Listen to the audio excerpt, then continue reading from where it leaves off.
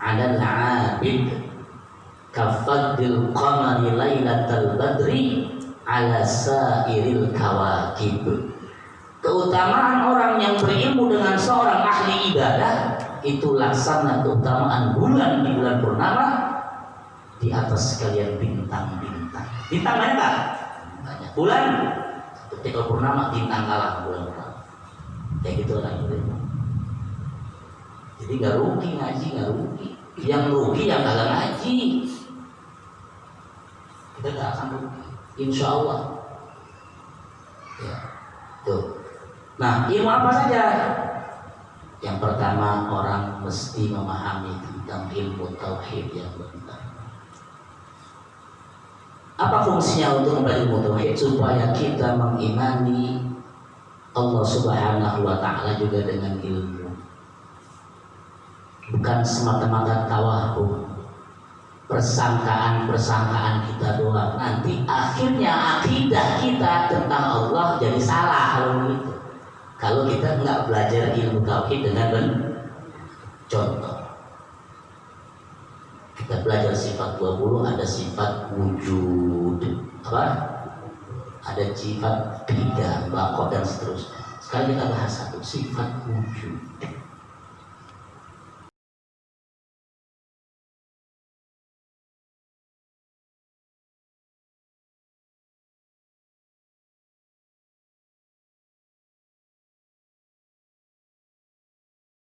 Sallu ala nabi ya ayyuhalladzina amanu sallu alaihi wa sallimu taslima. Allahumma salli wa sallim wa barik alaihi.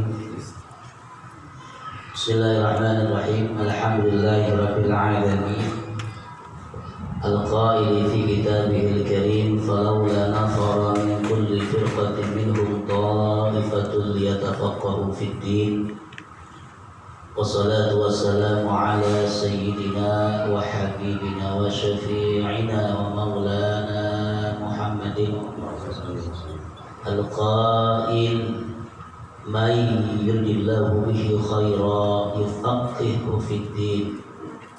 أما بعد فإن أصدق الحديث كتاب الله وخير الهدي هدي سيدنا محمد صلى الله عليه وسلم وشر الأمور محدثاتها وكل محدثة بدعة وكل بدعة ضلالة وكل ضلالة في النار.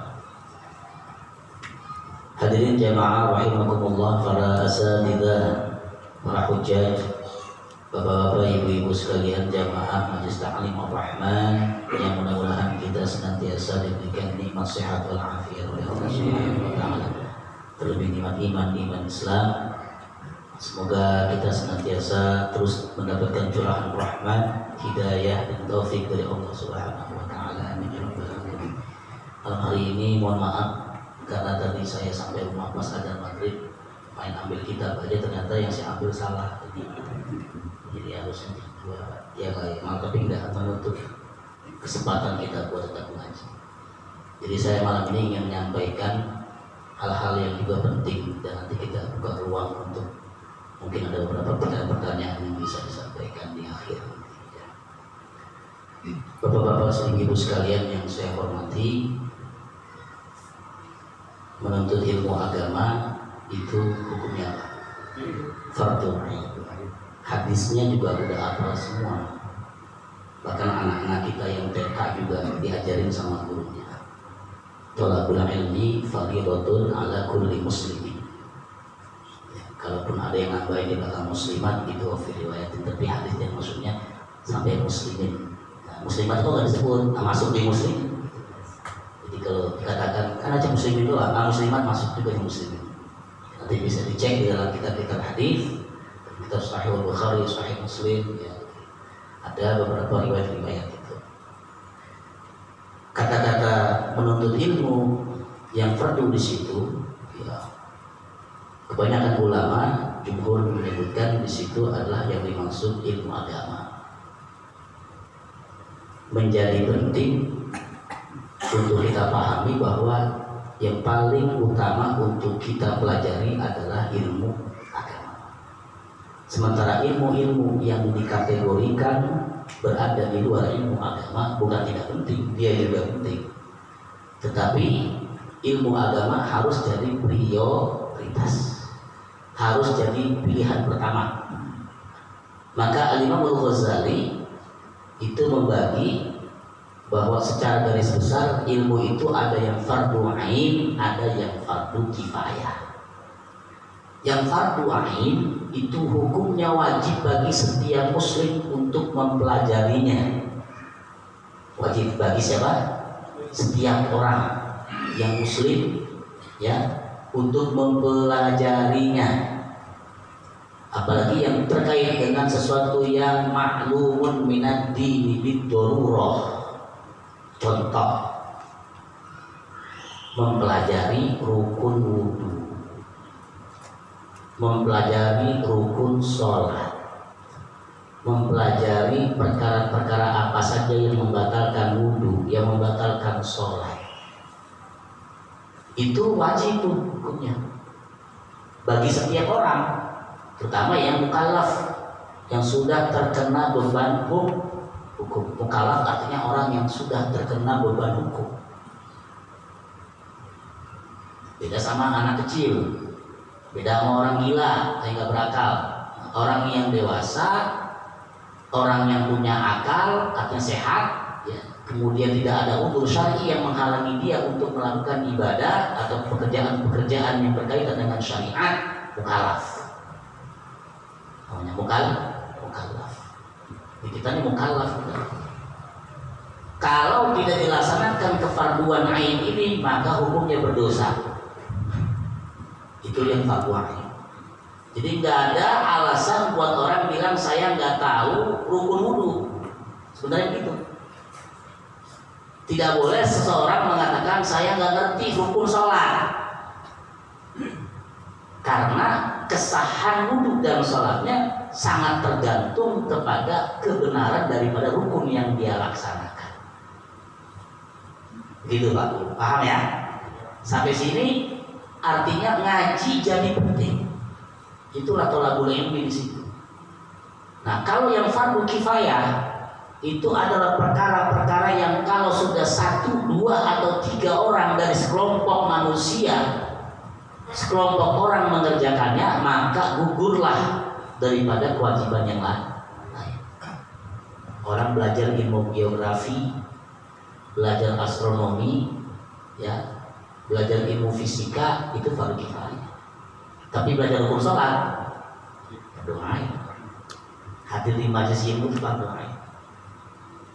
Belajar ilmu tauhid, ya, untuk punya keyakinan secara i'tiqad yang benar sesuai dengan keyakinan Ahlus Sunnah wal Jamaah, fardu ain seperti itu. Tentang bagaimana mengenal sifat-sifat Allah, fardu ain. Jadi penting untuk belajar ilmu agama. Perbedaannya orang yang berilmu dengan yang berilmu, yang tidak berilmu jauh. Kalau di Quran ada ayat qul hal yastawil ladzina ya'lamuna wal ladzina la ya'lamun. Katakanlah tidak sama antara orang yang berilmu dengan yang tidak. Itu pakai kata-kata hal di situ. Hal artinya apakah dalam bahasa Arab? Istifham. Tetapi istifhamnya istifham inkari. Dia berbentuk pertanyaan, tetapi sesungguhnya untuk mengingkari jawaban yang akan keluar dari mulut kita. Kalau kita suka nanya, ya, apakah sama angka 1 dengan 2? Sebenarnya nggak usah dijawab, emang beda. Gitu loh. Apakah sama orang yang berilmu dengan yang tidak berilmu? Jawabannya apa? Nggak usah dijawab sebenarnya, maka mana hal itu istifham inkari, artinya tidak sama. Apakah sama orang yang ngaji dengan yang tidak ngaji? Beda. Yang ngaji, insya Allah ibadahnya sesuai dengan ilmunya. Yang tidak ngaji, masya Allah.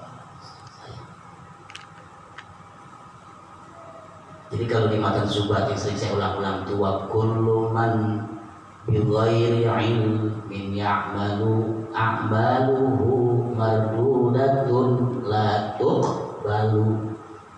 Maka bagi setiap orang yang beramal tapi tidak disertai dengan ilmu, maka amal-amalnya mardudah, tertolak. La tuqbalu, tidak diterima kalau tidak ada ilmunya. Gak pakai ilmu ibadahnya, sholatnya gak pakai ilmu, wudunya kayak cabung cebok. Tahu cabung cebok? Iya. Nggak ngerti antara al-ghusl wal mashu, perbedaannya apa? Antara membasuh, mengusap nggak tahu. Ditanya mana batasan wajah, nggak ngerti. Ditanya mana yang menjadi sunnah-sunnah wudu, dia nggak paham juga. Sayang-sayang amat itu. Yang perkara begitu nggak sampai tahu. Aduh, sayang. Ya. Jadi wa'mal walau linahwil usri kazzakati takhus binuril ilmi min zulumati. Alimun bi'ilmihi lam ya'malan mu'adzabun min qabli ubadil watan. Itu kalau di Watan Subat ya. Itu jadi penting nih ngaji, penting. Sama kayak orang yang ahli ibadah dibandingkan dengan orang yang ahli ilmu juga beda jauh. Apa yang membedakan sholatnya ahli ibadah saja dengan seorang yang ahli ibadah tapi punya ilmu? Jauh beda. Kita duduk begini aja nih, hadir di majelis ilmu dalam berbagai macam versi-versi riwayat, termasuk yang disebutkan bahwa ini mungkin dari Imam Syafi'i, bahwa orang yang duduk di majelis ilmu meskipun 1 saat saja nilainya itu afdal, lebih utama daripada sholat sunat 1000 rakaat. Maka ulama-ulama, jangan salah tuh, ulama-ulama ahli mazhab itu nyibukin dirinya dengan ilmu luar biasa. Jangan dibayangin kemudian beliau-beliau itu capek-capek sholat ribuan rakaat atau ngatamin Quran, macam-macam torikotnya lah. Torikotnya beda-beda. Ada yang memang hobinya ngatamin Quran sehari itu bisa 2 kali khatam. Tapi ada yang mungkin hal-hal yang sifat sunnah begitu kurang, tapi mutolaah, mudzakarah, menelaah kitabnya itu luar biasa. Mereka juga nulis kitabnya luar biasa. Itu lebih utama. Ilmu itu apa? Jadi penting. Fadlul alim 'alal 'abid kafadil qamari lailatal badri 'ala sairil kawakib. Keutamaan orang yang berilmu dengan seorang ahli ibadah itu laksana keutamaan bulan di bulan purnama di atas sekalian bintang-bintang. Bintang banyak tak? Banyak. Bulan ketika purnama bintang kalah bulan purnama. Kayak gitu orang itu. Jadi gak rugi ngaji, gak rugi. Yang rugi yang gak ngaji. Kita gak akan rugi, insya Allah. Ya, tuh. Nah, ilmu apa saja? Yang pertama, orang mesti memahami tentang ilmu tauhid yang benar. Apa fungsinya untuk mempelajari ilmu tauhid? Supaya kita mengimani Allah Subhanahu wa Ta'ala juga dengan ilmu, bukan semata-mata tawahum, persangkaan kita doang. Nanti akhirnya akidah kita tentang Allah jadi salah kalau begitu. Kalau kita nggak belajar ilmu tauhid dengan benar. Contoh, kita belajar sifat 20, ada sifat wujud, apa? Ada sifat bid'ah, baqo dan seterusnya. Sekarang kita bahas satu, sifat wujud. Wujud artinya ada. Coba tanya saudara-saudara kita, suruh bedain apa bedanya wajibul wujud sama mungkinul wujud. Kira-kira bisa jawab enggak? Belum tentu. Belum tentu itu. Kalau nggak datang hadir di majelis, ya nggak. Allah nggak boleh tuh disifati dengan mungkinul wujud, karena Allah sifatnya seperti wajibul. Allah wujud, ada, keberadaannya nanti dikaitkan dengan sifat qidamnya Allah, bahwa Allah itu tidak memiliki permulaan. Sebagaimana Allah juga tidak punya akhir, karena Allah itu punya sifat baqo. Sudah jelasin begitu tuh. Di mana wujudnya Allah Ta'ala? Nah ini mulai masuk ke sana. Kalau orang ngajinya tidak melalui transmisi keilmuan, periwayatan keilmuan dari guru yang memiliki sanad yang benar, salah. Dia punya kira Allah ada, iya ada. Pakai dipikir-pikirin cara otak manusia. Adanya pakai dikasih tempat. Padahal tempat itu adalah makhluk. Dan Allah tidak serupa dengan makhluk, dan Allah tidak mungkin diberikan tempat sebagaimana makhluk punya tempat. Semua sifat itu kembali kepada laisa kamitslihi syai' wa huwas samiul basir. Kita suka ditanya sama orang, Allah di mana? Atau anak kita nanya kita, Allah di mana? Kapan adanya? Bagaimana rupanya? Berapa jumlahnya? Nah, saudara, bapak-bapak sekalian, ibu-ibu, itu pertanyaannya aja udah salah. Karena memberikan 4 pertanyaan itu kepada Allah adalah salah satu tanda bahwa kita belum kenal betul dengan sifat wujudnya Allah. Kata Syekh Nawawi Al-Bantani, itu nanti buka tuh dalam kitab Kasyifatus saja, syarahnya Safinatun aja. Man taraka arba'a kalimatin kamula imanuhu. Siapa orang yang meninggalkan 4 pertanyaan, imannya sempurna. Berapa pertanyaan? Berapa kalimat?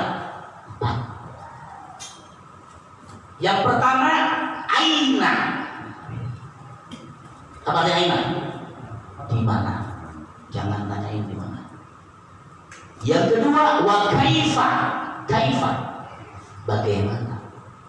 Wa mata, kapan adanya? Wa kam, berapa?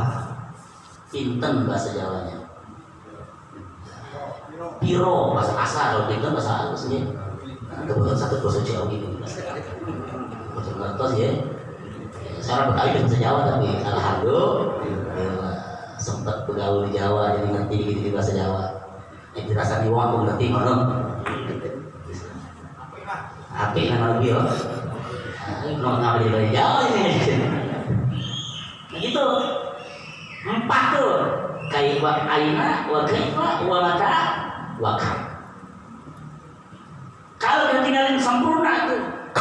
Kenapa? Contoh. Kita nanya aina sama kaifa aja nggak pantas buat Allah. La yuqalu lahu aina liman ayyana al-aina wa la yuqalu lahu kaifa liman kayyafal kaifa. Nah, itu kan kaidahnya gitu. La yuqalu lahu aina liman ayyanal aina. Tidak boleh dikatakan di mana, enggak boleh ditanya di mana kepada zat yang menciptakan di mana. Karena di mana itu makhluk Allah yang dimintain, enggak pantas nanya Allah pakai akal itu bisa itu. Wala yuqalu kaifa liman kayyafal kaifa. Jangan engkau tanya bagaimana, karena menanya bagaimana berarti menanyakan rupa bentuk. Sementara Allah tidak boleh diserupakan dengan bentuk dalam berbagai macam variasinya, tidak boleh. Karena kaifa Allah yang menciptakan. Itu paham ya? Kalau tanya, wa mata. Kalau tanya orang pandai juga masih nanya aja. Terus kapan adanya? wal awwalu bila bidayah wal akhiru bila nihayah. Allah itu punya sifat al-awwalu. Apa al-awwalu? Tapi bila bidayah, tidak ada pendahuluannya, tidak ada pemulaannya. Wal akhiru bila nihayah wal awwalu wal akhir. Akhirnya juga tidak ada penghabisan kayak kita. Mahal tapi tidak ada kayak kita. Kekal. Itulah yang disebut dengan sifat wujud tidak bakal kiam binafsi. Allah itu nggak butuh kiam binafsi, nggak butuh makhluk, nggak butuh makhluk. Allah nggak butuh tempat, Allah nggak butuh arah, nggak butuh Allah. Allah nggak butuh tempat, Allah nggak butuh arah, Allah nggak butuh apalagi namanya turun naik kayak kita, enggak. Ini bahaya kalau kita nggak ngerti akidah yang begini nih. Soalnya nanti antum menemukan di Al-Quran mungkin atau di hadis ayat atau hadis yang termasuk kategori ayat atau hadis yang mutasyabihat, bukan yang muhkamat. Di Quran ada dua macam ayat. Ada yang al-ayatul muhkamat, yang lainnya mutasyabihat. Yang muhkamat nggak perlu diberikan lagi, udah emang jelas itu. Qul huwallahu ahad. Katakan Allah itu udah, itu ditulis batu-batu. Permintaan misalnya ayat lain, wala taqrabuz zina, dan seterusnya itu. Enggak usah pakai dibahas-bahas itu. Zinanya mungkin maksudnya begini kali zinanya. Yang begini zina itu bukan, enggak usah pakai takwil begitu mah udah. Aqimis shalah. Ya. Inna sholata tanha 'anil misalnya ayat-ayat yang seperti itu kan tentang sholat. Itu enggak usah dibahas. Kutiba 'alaikumus syiyamu kama kutiba 'alal ladzina min qablikum la'allakum. Enggak usah pakai dipikir-pikirin. Puasanya mungkin kalau buatnya boleh, nggak usah itu nggak. Tapi nanti ada ayat-ayat yang muhkamat, yang mutasyabihat.